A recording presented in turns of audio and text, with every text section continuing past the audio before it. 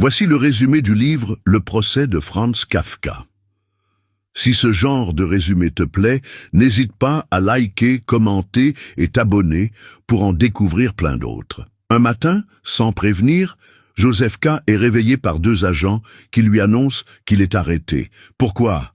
Personne ne le sait, pas même eux. Joseph K. est pourtant un homme ordinaire, un employé de banque sans histoire, mais ce jour-là, sa vie bascule. Il est plongé dans un procès dont il ignore tout. Quelle est l'accusation? Qui sont les juges? Quelle est la procédure à suivre? Et c'est là que Kafka te piège, toi aussi, lecteur, parce que tu comprends vite que ce n'est pas une enquête classique. Non, c'est une descente lente et oppressante dans un système absurde, déshumanisé, où chercher la vérité devient une folie en soi. Joseph K. tente de se défendre, de trouver quelqu'un quelque part qui pourrait lui expliquer ce qu'il se passe. Mais plus il cherche, plus il s'enfonce. Des avocats inutiles, des fonctionnaires sans visage, des tribunaux cachés dans des greniers poussiéreux, des règles que personne ne comprend, mais que tout le monde accepte. Il découvre un monde parallèle, un labyrinthe administratif où l'homme n'a aucun pouvoir.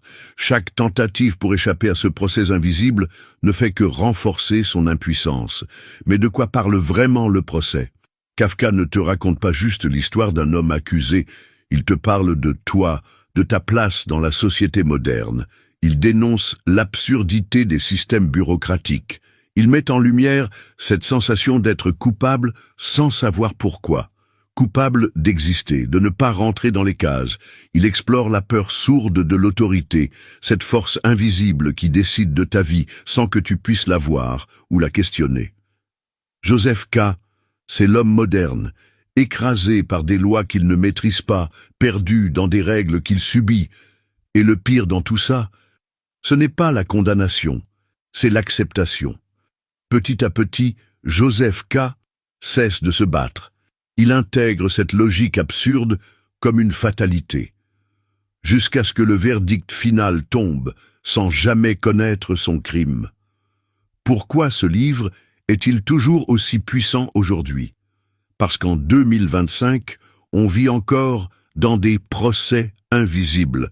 Quand tu te perds dans des démarches administratives sans fin, quand tu ressens cette pression sociale d'être comme il faut, sans savoir qui l'a décidé, quand tu acceptes des règles absurdes parce que c'est comme ça, quand les algorithmes, les institutions ou même l'opinion publique dictent ta conduite.